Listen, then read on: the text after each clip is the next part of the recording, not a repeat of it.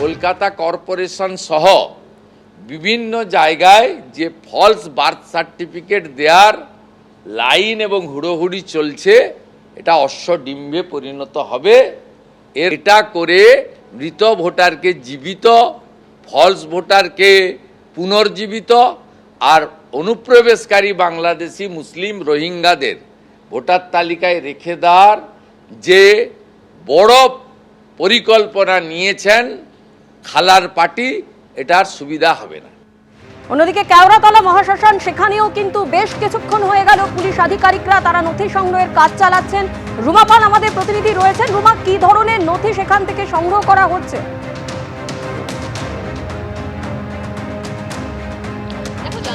রাজ্য সরকার এই অভিযানের নাম দিয়েছে পিউরিফিকেশন এক্সারসাইজ, অর্থাৎ অভিযোগ আসছিল তাদের কাছে জন্ম এবং মৃত্যু শংসাপত্র নিয়ে, এবং সেই দুর্নীতি এড়াতেই কিন্তু এই অভিযান চালানো হচ্ছে। এই যে কেওড়াতলা মহাশ্মশানে দেখা যাচ্ছে যে যেখানে আমি দাঁড়িয়ে রয়েছি, ঠিক একবার এই ছবিটা দেখাতে বলবো। আমার ক্যামেরা পার্সন অঞ্জন বিশ্বাস রয়েছেন। দেখতে পাচ্ছি যে আমরা এখান থেকে এবং এখানকার যারা রেজিস্ট্রার রয়েছেন, সাব রেজিস্ট্রার রয়েছেন, এবং সেখান থেকে কিন্তু পুলিশি অভিযান চলছে। জানিয়ে রাখি যে এই পুলিশি অভিযান কিন্তু প্রায় দুপুর 12টার পর থেকেই কিন্তু শুরু হয়েছে। অন্যদিকে জানিয়ে রাখি যে 2022 সালের মার্চ মাস, তারপরের থেকে কিন্তু এই সমস্ত কিন্তু নথি সেটা সিজ করা হচ্ছে, এমনটাই কিন্তু পুলিশ সূত্রে খবর।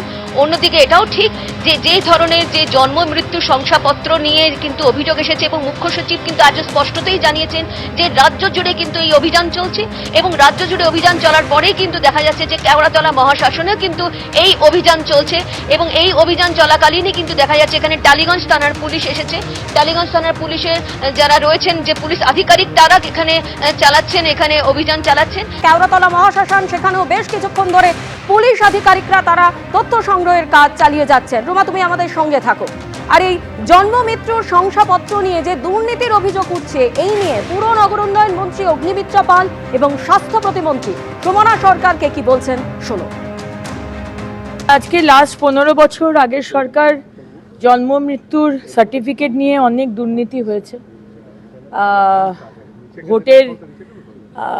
ভোটের জন্য, ভোট ব্যাংকের জন্য যারা অযোগ্য তাদেরকে সেই মতো সার্টিফিকেট দিয়ে দেওয়া হয়েছে, এবং আমাদের বিশ্বাস বাইরের রোহিঙ্গা অনুপ্রবেশকারীদেরও বিভিন্ন বর্ডার ডিস্ট্রিক্টে করিয়ে দেওয়া হয়েছে। সুতরাং গতকালও ক্যাবিনেটের ডিসিশন হয়েছে যে নিয়মে বা যারা দিতে পারত এতদিন জন্ম মৃত্যুর সার্টিফিকেট, সেখান থেকে ওটাকে চেঞ্জ করা হবে।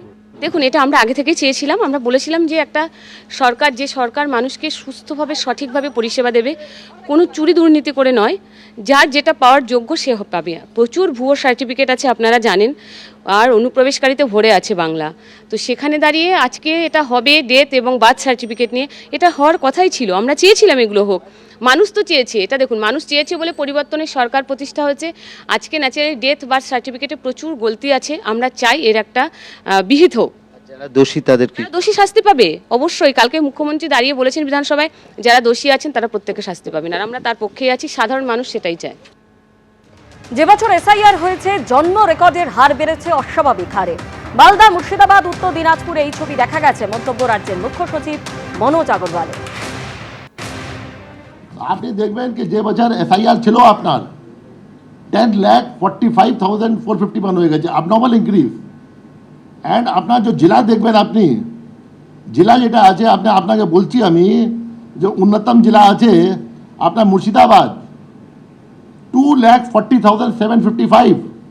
তো আপনি দেখবেন এ abnormal হয়ে গেছে। যখন এসআইআর দেখা গেল কি ও জেলাতে ডিলিশন লিস্ট হলো, लेकिन যখন জুডিশিয়াল ইনকোয়ারি হলো 60 লাখ মধ্যে, তো আপনার প্রায় অর্ধেক ছিল মালদা, মুর্শিদাবাদ এবং উত্তর দিনাজপুর। 8 লাখ, 10 লাখ, 12 লাখ, 28 লাখ প্রায় ছিল যেটা আছে এই তিনটাই জেলাতে আউট অফ 60 লাখ। এসআইআর মধ্যে বের হয়ে গেছে, জুডিশিয়াল স্ক্রুটিনির মধ্যে আটকে গেছে। এবিপি আনন্দ, এগিয়ে থাকে, এগিয়ে রাখে।